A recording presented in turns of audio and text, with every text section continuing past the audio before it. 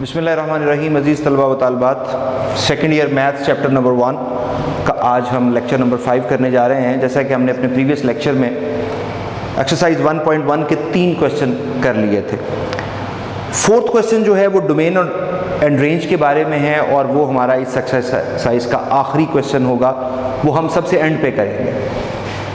इसलिए मैं question number 5 जो है वो कर रहा हूँ एक्सरसाइज 1.1 का। देखिए, फंक्शन ऑफ एक्स गिवन है x cube minus a x square plus b x plus 1। Function की वैल्यू 2 के ऊपर -3 है, यानी f of 2 is equal to -3 है, और फंक्शन की वैल्यू -1 के ऊपर 0 है। उसने आपसे कहा है ए और बी की वैल्यूज फाइंड करें। देखिए, बहुत आसान सा काम है। Solution since F of 2 is equal to -3। अब फंक्शन की वैल्यू 2 पे लीजिए। क्या मतलब कि जो फंक्शन दिया गया है उसमें जहां जहां x है वहां वहां बेटा 2 पुट कर दें और इस इक्वेशन को सॉल्व कर लें। 2 क्यूब 8, 2 का square 4 multiply a 4a, 2 into b 2b plus 1 -3 is equal to 0। मैंने 3 को शिफ्ट कर लिया। -4a प्लस 2b 8 1 9 और -3 प्लस 6। आप चाहें तो -2 से डिवाइड कर सकते हैं ताकि इक्वेशन थोड़ी सिंपल हो जाएगी। 2a minus b minus 3 is equal to 0। आगे आप लिख लें डिवाइडिंग बाय -2। डिवाइडिंग बाय -2 से हमने डिवाइड किया। इसको मैं इक्वेशन नंबर 1 कह देता हूं। दोबारा देखिए, फंक्शन की वैल्यू 2 के ऊपर -3 गिवन है, ये इक्वेशन है। एफ ऑफ 2 कैसे निकलेगा? जो एफ ऑफ एक्स है वहां जहां जहां एक्स है वहां वहां आप 2 प्लेस करें। 2 cube 8, 2 square 4 multiply a 4a, 2b plus 1 3 को इधर शिफ्ट कर लिया। -4a प्लस 2b 8 और 1 9 -3 6 रह गया इज इक्वल टू 0। सिंपल करने के लिए चूंकि -2 कॉमन निकाल लें या -2 से डिवाइड कर दें तो 2 2s are 4, साइन चेंज हो गया। ये प्लस था, ये माइनस हो गया। 2 से डिवाइड हुआ, 2 कैंसिल हो गया b, और प्लस ये माइनस हो गया। 2 3s are 6। ऑल्सो एक और फंक्शन की वैल्यू दी हुई है -1 पे 0। दिस इंप्लाइज दैट आप क्या करें, पूरे फंक्शन में जहां जहां x है वहां वहां बेटा -1 पुट कर दें। Plus 1 is equal to 0। देखें, x की जगह -1, x की जगह -1, x की जगह -1। -1 का क्यूब -1, -1 का square plus 1 multiply a minus a। इसके बाद देखिए, -1 into b minus b plus 1 is equal to 0। ये -1 प्लस 1 से कैंसिल हो गया।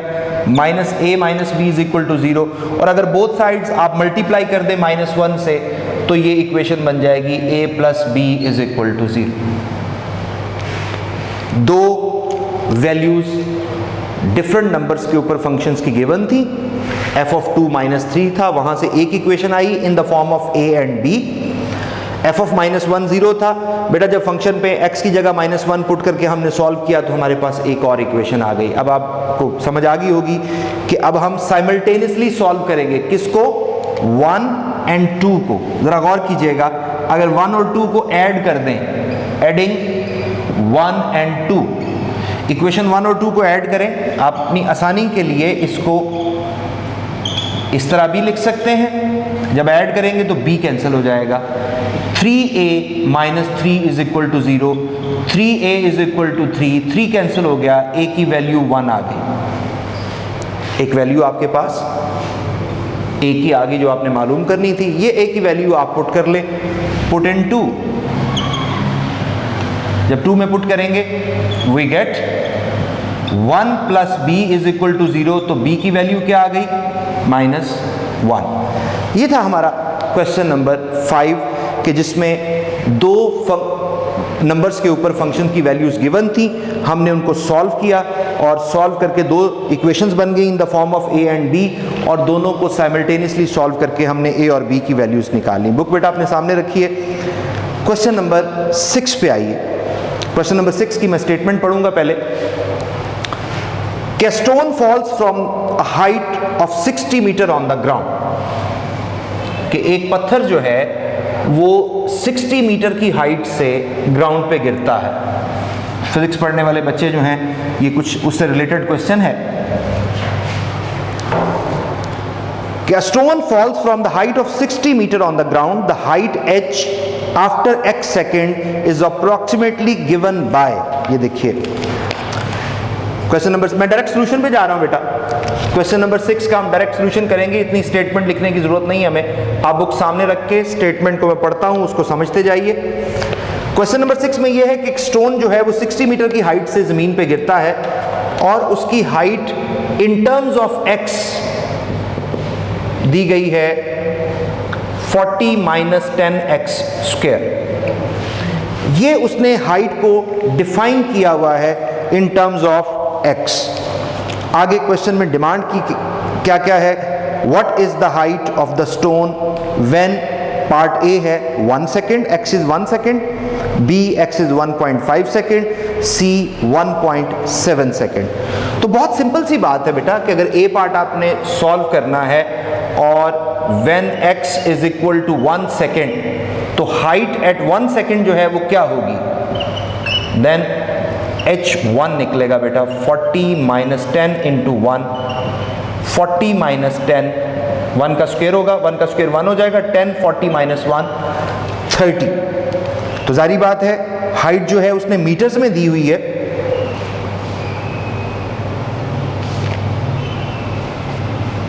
तो हाइट आफ्टर 1 सेकेंड जो है वो 30 मीटर्स हमारे पास निकल आएगी।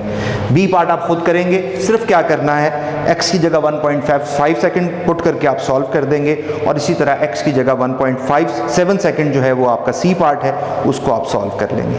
इसी का पार्ट नंबर 2 क्या है कि when does the stone strikes the ground, when does the stone, ये फर्स्ट पार्ट का ए हिस्सा मैंने किया, सेकेंड पार्ट ये है कि स्टोन कब, आफ्टर व्हाट टाइम, ये 60 मीटर की हाइट से आपने गिराया है तो किस टाइम के बाद ये जमीन से टकराएगा। तो जाहिर बात है अगर 60 मीटर की हाइट से आपने स्टोन को ड्रॉप किया है तो जब वो स्ट्राइकिंग पॉइंट पे आएगा तो स्ट्राइकिंग पॉइंट पे बेटा उसकी हाइट 0 हो जाएगी। तो आप क्या करेंगे, उसने पूछा है कि स्टोन कब जमीन से टकराता है, तो आप लिखेंगे when stone strikes the ground its height will be 0, that is h of x जो है वो 0 हो जाएगा। अब देखिए h of x डिफाइन क्या किया हुआ है, 40 minus 10x square is equal to 0। इसको सॉल्व कीजिए, माइनस कैंसिल हो गया, x square is equal to 40 over 10, ये cancel, x square is equal to 4, x is equal to square root ले लें बोथ साइड्स 2 सेकेंड। यहाँ आपके जहन में आया होगा सर आपने स्क्वायर रूट लिया है तो प्लस माइनस नहीं दिया, बेटा टाइम नेगेटिव नहीं होता, लिहाजा 2 सेकेंड जो है वो टाइम निकलेगा कि जब आप 60 मीटर की हाइट से किसी स्टोन को गिराएंगे तो एज पर गिवन कंडीशन वो 2 सेकेंड के बाद ज़मीन से टकराएगा। ये था हमारा क्वेश्चन नंबर 6। अब आइए क्वेश्चन नंबर 7 के ऊपर। क्वेश्चन नंबर 7 कुछ इस तरह से है कि हमें कुछ पैरामीट्रिक इक्वेशंस दी गई हैं और पैरामीट्रिक इक्वेशन देके वो आपसे एक रिलेशन डिमांड कर रहा है कि जी ये जो पैरामीट्रिक इक्वेशंस हैं ये पैराबोला को रिप्रेजेंट करती हैं, एलिप्स को रिप्रेजेंट करती हैं, हाइपरबोला को रिप्रेजेंट करती हैं, सर्कल को रिप्रेजेंट करती हैं। देखें 7th क्वेश्चन है हमारा, शो दैट पैरामीट्रिक इक्वेशंस, हमारा पार्ट नंबर 1 है, उसमें पैरामीट्रिक इक्वेशंस हैं at square y is equal to 2at। ये एक पैरामीट्रिक इक्वेशन आपके सामने लिखी हुई है, वो कहता है ये रिप्रेजेंट करती है पैरामीट्रिक इक्वेशंस पैराबोला को, वो पैराबोला की इक्वेशन भी साथ दी गई है, y square is equal to 4ax। बच्चे ये पैराबोला है, पैराबोला एक कर्व है, ये कर्व की इक्वेशन है। अब आपसे ये कहा जा रहा है कि ये जो पैरामीट्रिक इक्वेशन है ये पैराबोला को रिप्रेजेंट करती है, ये बात आप शो करें। मैंने आपको गुजारिश की थी जब मैंने पैरामीट्रिक फंक्शन समझाया था कि पैरामीट्रिक फंक्शन में इंडिपेंडेंट वेरिएबल x और डिपेंडेंट वेरिएबल y दोनों किसी तीसरे वेरिएबल का फंक्शन होते हैं। तो इस वक्त जो पैरामीटर है वो t है, तो अगर आपने x और y का रिलेशन निकालना है तो आपको इन दोनों में से t एलिमिनेट करना होगा। क्या करना होगा? t एलिमिनेट करना होगा। वो t कैसे एलिमिनेट होगा? t की सिंपल आप वैल्यू निकालें from equation 2, y is equal to 2at, t की वैल्यू आ गई y over 2a, put in 1, we gate.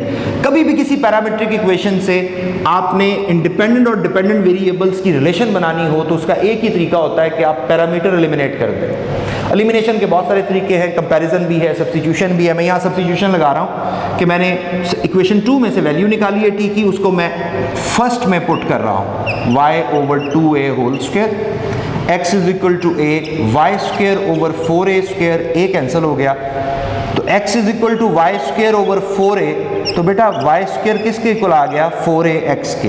यही बात उसने डिमांड की थी कि आप ये शो कीजिए कि ये जो पैरामीट्रिक इक्वेशन है ये पैराबोला को रिप्रेजेंट करती है और ये पैराबोला की इक्वेशन भी उसने आपको क्वेश्चन में दे रखी है। तो आपने देखा कि जब हमने t को एलिमिनेट किया तो हमारे पास रिक्वायर्ड पैराबोला की इक्वेशन बन गई। इसी तरह इसका पार्ट नंबर 2 है। पार्ट नंबर 2 है x is equal to a cosine theta and y is equal to b sin theta, number 1, number 2। इसमें उसने ये कहा है कि ये शो करो कि ये एलिप्स को रिप्रेजेंट करती है, ये एलिप्स की इक्वेशन होती है। ये आगे चल के आप चैप्टर नंबर 6 में ये सारी कर्व्स पढ़ेंगे, पैराबोला, हाइपरबोला, एलिप्स, अलग अलग टॉपिक आएंगे और उसकी प्रॉपर्टीज और उसको कैसे आप डील करेंगे। फिलहाल आप याद रखिएगा कि कौन कौन सी पैरामीट्रिक इक्वेशन जो है वो किस किस कर्व को जाहिर करती है। अब देखिए आपके पास पैरामीट्रिक इक्वेशन गिवन है, x और y दोनों थीटा का फंक्शन है। अगर दोनों थीटा का फंक्शन है तो हमें थीटा एलिमिनेट करना है। थीटा आपको साइन और कोसाइन के साथ नजर आ रहा है तो फौरी तौर पे हमारे जहन में एक प्रॉपर्टी आती है, cosine square theta plus sine square theta is equal to 1। तो आप क्या करते हैं, इंप्लाइज दैट का साइन दें, x ओवर a यानी फर्स्ट इक्वेशन में से मैंने कोसाइन थीटा निकाला, y over b second equation में से साइन थीटा की वैल्यू निकाली। इसको आप नंबर 3 कह दें और इसको नंबर 4 कह दें। यानी हमें थीटा अलग करना था तो थीटा साइन के साथ है तो साइन थीटा ही पूरा उसकी वैल्यू भी ली और कोसाइन थीटा की वैल्यू भी ली। अब हमें पता है कि cosine square theta plus sine square theta 1 होता है, तो हम क्या करेंगे, squaring equations third and fourth and adding. हम क्या करेंगे, थर्ड और फोर्थ इक्वेशन का स्क्वायर करेंगे और स्क्वायर करने के बाद उन दोनों को ऐड कर देंगे। देखिए जरा कैसे, x ओवर ए होल स्क्वायर, y ओवर ए होल स्क्वायर। मैंने क्या किया कि दोनों इक्वेशन की लेफ्ट साइड्स का स्क्वायर लिया और सम ले लिया। यही काम मैं राइट साइड पे करूंगा, taking their square and then take the sum. अब आप जानते हैं ये क्या बनेगा, x square over a square, ये क्या बनेगा, y square over b square, और ये according to the trigonometric identity 1 है। तो क्या यही एलिप्स की इक्वेशन नहीं बन गई? तो बहुत सादा सा तरीका कि जब भी पैरामीट्रिक इक्वेशन को आप सॉल्व करेंगे तो पैरामीट्रिक इक्वेशन में, ये पीछे एग्जांपल में भी क्वेश्चंस हैं, वो एग्जांपल्स आपने खुद देख लेनी है कि पैरामीट्रिक इक्वेशन में हमें पैरामीटर एलिमिनेट करेंगे तो x और y में जो रिक्वायर्ड कर्व होगी उसकी इक्वेशन हमारे पास आ जाएगी। जैसे पहले पार्ट में आपने पैराबोला देखा, दूसरे में एलिप्स, तीसरे में जो है वो हाइपरबोला है। अगर गौर करेंगे आप तो उसमें से सीकेंट और टेंजेंट की वैल्यू निकलेगी और इसी तरह से आप स्क्वायर करके सब्ट्रैक्ट करेंगे। मैं तीसरे का हिंट दे रहा हूं, secant square theta minus tangent square theta is equal to 1।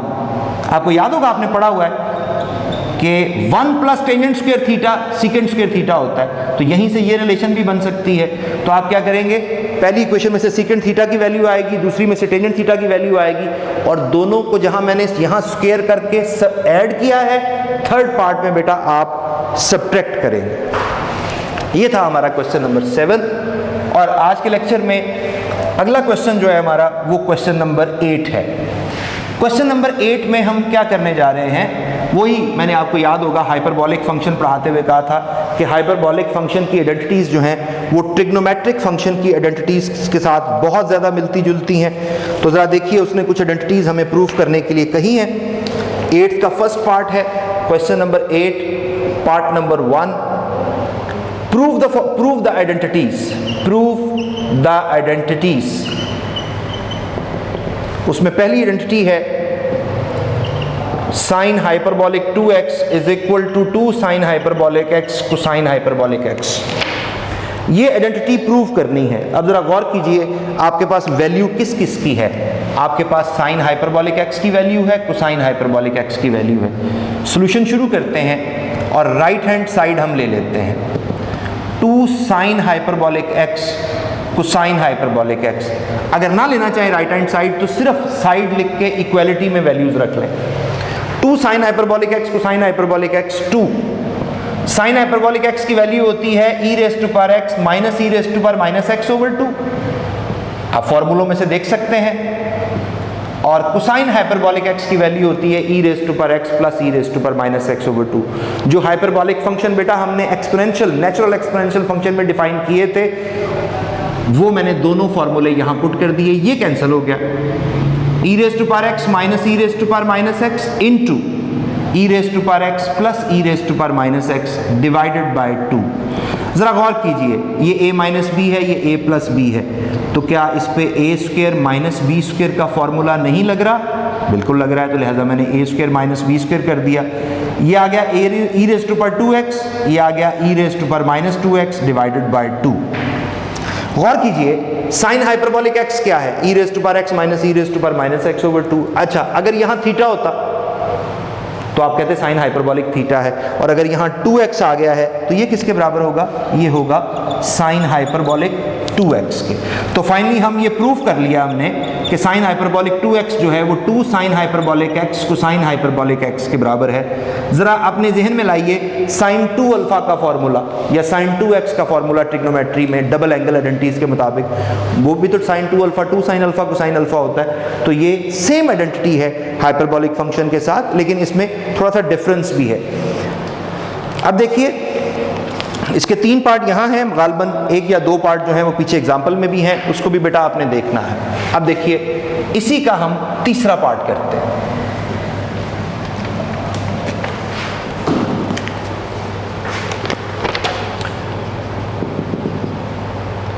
तीसरा पार्ट है cosecant hyperbolic square x is equal to cotangent hyperbolic square x minus 1।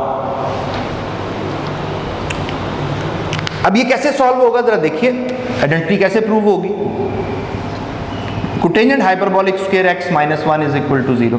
जरा कोटेंजेंट हाइपरबॉलिक स्क्वायर x की जो फॉर्मूला है उसका एक्सपोनेंशियल नेचुरल एक्सपोनेंशियल में जरा उसको ज़हन में लाइए। e raise to power x plus e raise to power minus x over e raise to power x minus e raise to power minus x minus 1।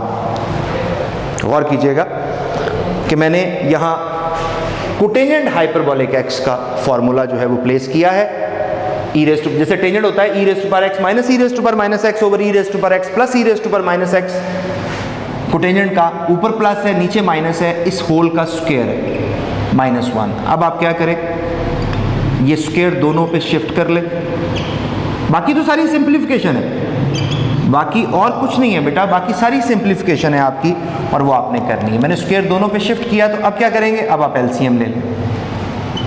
e raise to power x plus e raise to power minus x whole square, e raise to power x plus e raise to power minus x whole square minus e raise to power x minus e raise to power minus x whole square. Square open कर दें, e raise to power 2x e raise to power minus 2x 2 e raise to power x e raise to power minus x a square b square 2ab minus e raise to power 2x minus e raise to power minus 2x plus 2 e raise to power x e raise to power minus x, और नीचे क्या लिखा हुआ है, e raise to power x e raise to power minus x whole square.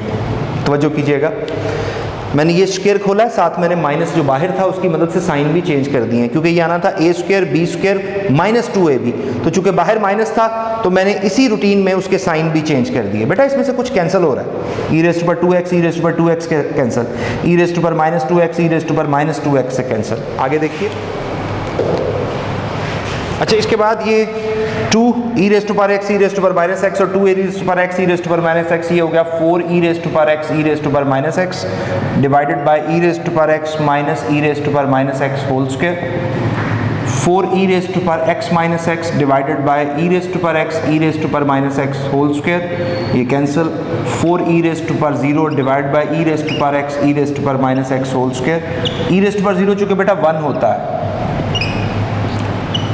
अब ये क्या बन गया, अगर गौर करें तो मैं इसको लिख सकता हूँ 2 over e raise to power x e raise to power minus x whole square. ये किसका रेसिप्रोकल है? साइन हाइपरबोलिक x का। तो किसके इक्वल आया? Cosecant hyperbolic square x। तो फाइनली आपने ये प्रूव कर दिया कि cosecant hyperbolic square x is equal to cotangent hyperbolic square x minus 1। इन 3 आइडेंटिटीज में से बेटा मैंने 2 आइडेंटिटीज आपके सामने प्रूव कर दी। ये था हमारा क्वेश्चन नंबर 8। इसके साथ पीछे एग्जांपल्स हैं, उसमें हाइपरबोलिक फंक्शंस की भी एग्जांपल्स जो हैं वो मौजूद हैं, पैरामीट्रिक इक्वेशन की एग्जांपल्स भी मौजूद हैं, वो एग्जांपल आपने लाजमी करनी है। और इस एक्सरसाइज का क्वेश्चन नंबर 4 और 9 यानी डोमेन एंड रेंज हमारा आखिरी सवाल होगा। तो अगले लेक्चर में इंशाल्लाह हम 9th और 4th करके तो ये एक्सरसाइज मुकम्मल कर लेंगे। Thank you.